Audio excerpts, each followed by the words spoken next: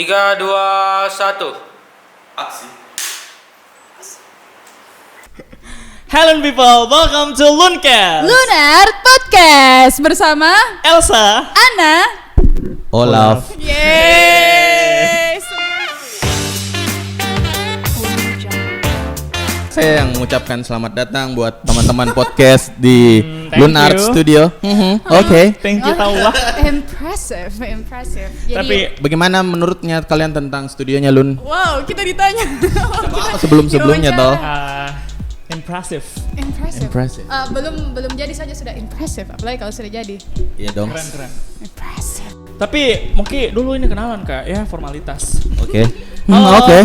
Dan siapa di mana? Dengan Asrif di Batu Licin. Batu Licin. Apa kabar Kak? Alhamdulillah. Sehat, Kak. Belum Pak menjawab tuh yang jawab. Biarkan Madul menjawab. Ya alhamdulillah sehat, baik, sehat. Udah AA. Ji. Baru mau ditanya udah Asik ini. Dari tadi itu kok latihan terus tuh makanya saya jawab briefing memang. kita di sama Kak Asrif. Skip. Oke. Jadi seperti yang kita tahu, seperti yang saya, Anda pun begitu, kalian yang nonton dan kalian yang mendengar tahu bahwa Lunart itu vendor yearbook dan prom. Yang punya studio sendiri, Asik ya. yang lain enggak punya. Ampun Bang Juri. Bang Jago. Ampun Bang Juri. Ampun Bang Juri. Ya, oke. Seperti yang kita tahu, Lunart itu berkembangnya awalnya tuh dari prom night dan yearbook kan Kak? Iya, Sudah betul. 4 tahun berjalan di sejak 2016. Betul. Anjay jadi. Nah, jadi apa saja sih yang Lunart sediakan? Jasa apa saja khususnya di bidang event? Di bidang event atau industri kreatif? Bidang kesehatan. Bidang event dan Puskesmas, industri kreatif Pak. pastinya. Oh, jadi sejauh ini kan Lunart ada dari awal berdiri ada Lunart Media itu kerja yearbook, buku tahunan. Kemudian ada Lunart Production yang sekarang berganti nama jadi Lunart Prom. Itu memang spesialisasinya cuman prom. Kemudian ada Lunart Production. Nah, di situ kalau teman-teman mau ulang tahun, mau tahun ulang, mau bikin ramah tamah, acara-acara yang lain kayak anniversary dan lain-lain, itu di situ di Lunart Production. Terus kita juga ada Lunart Aerial karena banyak itu anak-anak kalau mau dikerjakan aerialnya tapi tidak bikin yearbook, mau tetap aerial. Jadi kita kasih pisah supaya ada sendiri divisinya aerial. Terus yang terakhir itu ada namanya Lunart Wedding. Sebenarnya kita dari awal ndak terlalu berniat ndak terlalu mau diseriusi ini Lunart Wedding karena bagaimana lain kifilnya. Dan kita tidak mau juga terkesan semua mini Lunart dia kerja. Wedding mi ini mi itu mi Oke. Gitu. Jadi terlalu impressive. Karena dari awal memang yearbook sama prom di. Iya betul. Itu Ji.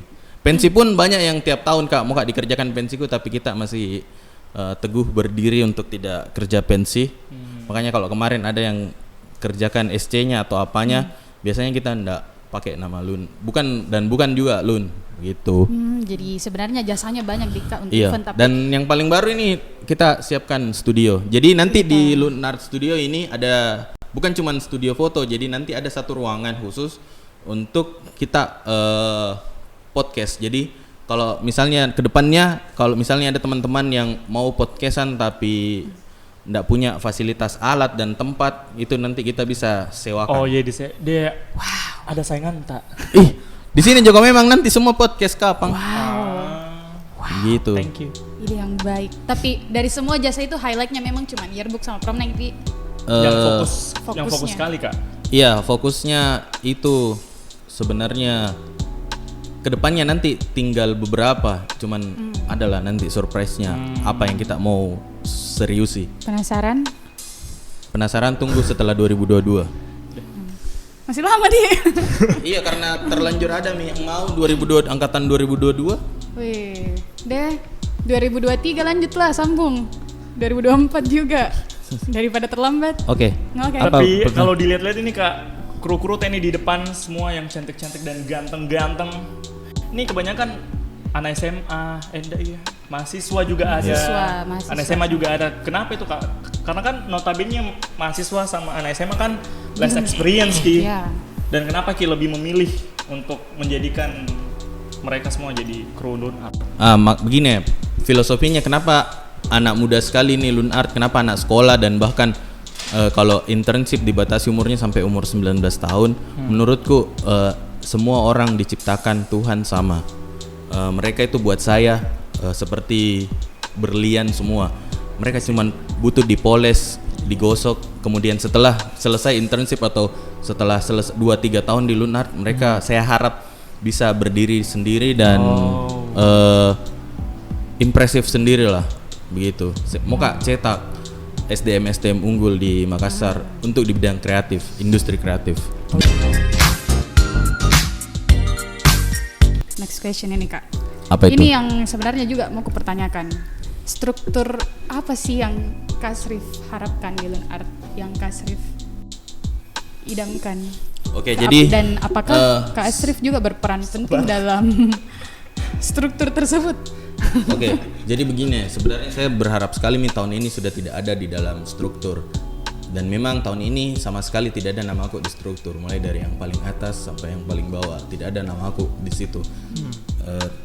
Saya tinggal berharap memberikan sumbangsi berupa ide, karena saya rasa kenapa, makanya mau sekali Kak ini judul podcastnya Kak Asrif sudah tidak di Lun Art, karena Nggak boleh. merasa Melarang, Ki. karena merasa Kak Melarang, Ki.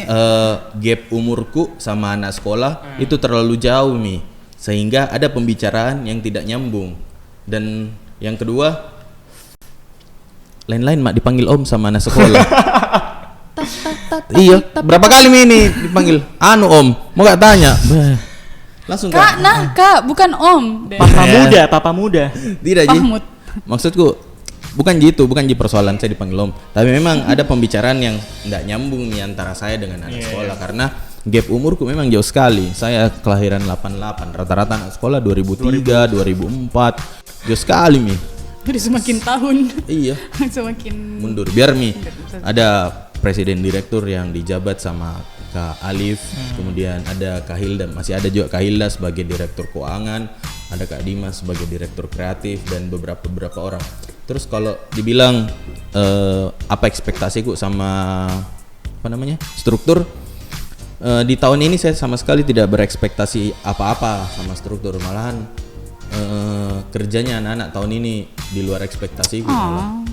Jadi kan tadi kita juga bilang kalau kerjaannya kru semua ini di luar ekspektasi, di mana membawa Lun Art itu menjadi vendor yang menurutku dan menurut banyak orang itu paling fleksibel dan ekonomis lah se-Sulawesi Kak.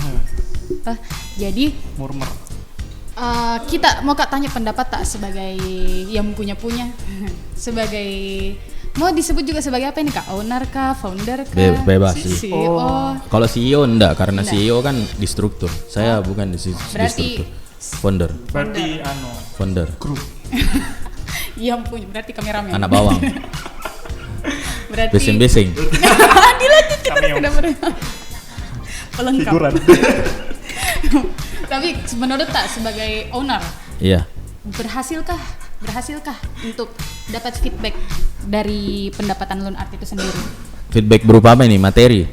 Berupa Kasih sayang. materi bisa, berupa Afeksi bisa. Iya. Apa afeksi? Kasih Affection. sayang kayak. Nah, Ji, kalau saya tuh menurutku feedback yang paling besar sekarang saya dapat itu akhirnya banyak sekolah yang bisa bikin yearbook dan bikin prom. Itu buat saya. Kepuasan dari. Iya. Kalau persoalan uang enggak, dari awal saya sudah bilang saya tidak cari uang di Lun Art. Saya memang selalu dalam berusaha dan berbisnis, bukan orientasi ke uang. Gitu. Tapi kan namanya bisnis Kak. Iya, tapi saya tidak pernah cari uang. Makanya kenapa ada harga yearbook 160.000 dan 100 orang. Logikanya semakin sedikit semakin mahal. Justru ini semakin sedikit bisa semakin murah. Materi bisa saya cari di tempat lain, tidak di Lun Art. Mantap sekali. Karena dari awal memang saya tahu kliennya Lun Art ini anak sekolah, notabene belum kerja, masih ikut sama orang tua.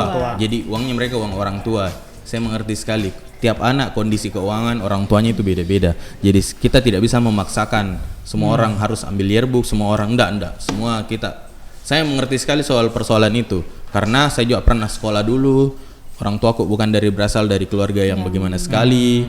Saya punya adik juga yang alhamdulillah ndak ikut-ikutan, jadi teman-teman nyambil semua. Karena bakalan beda nanti itu.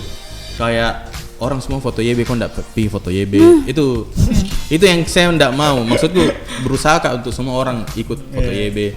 Karena itu menurutku di buku tahunan itu mesin waktu. Ya. Apa ini Kak? Jadi karena baru Kak juga lihat ini ya.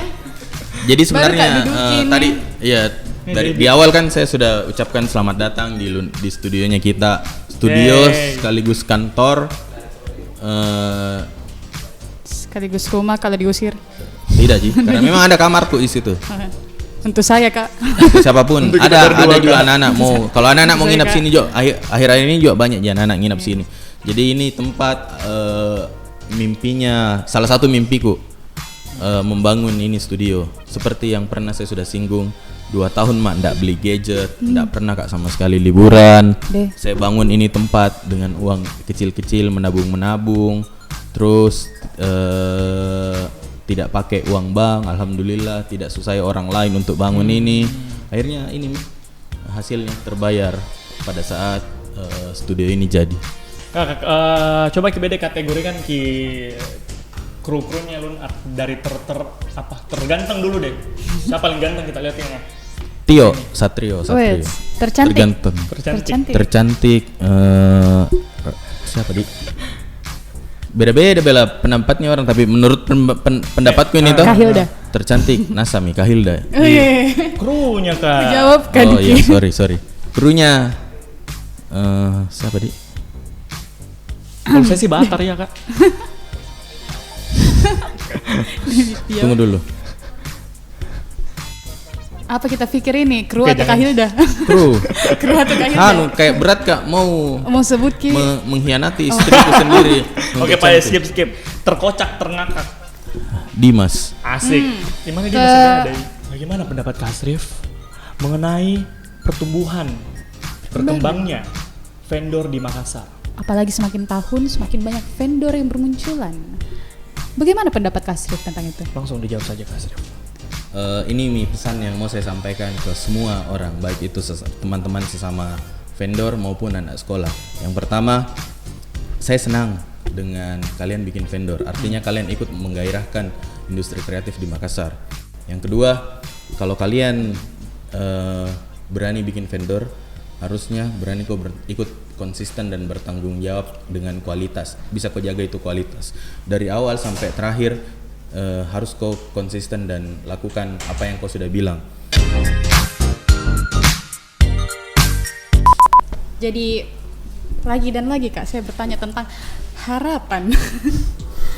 Sebenarnya sudah puncak nih. Ini kayaknya kayak sebelum kita mengakhiri.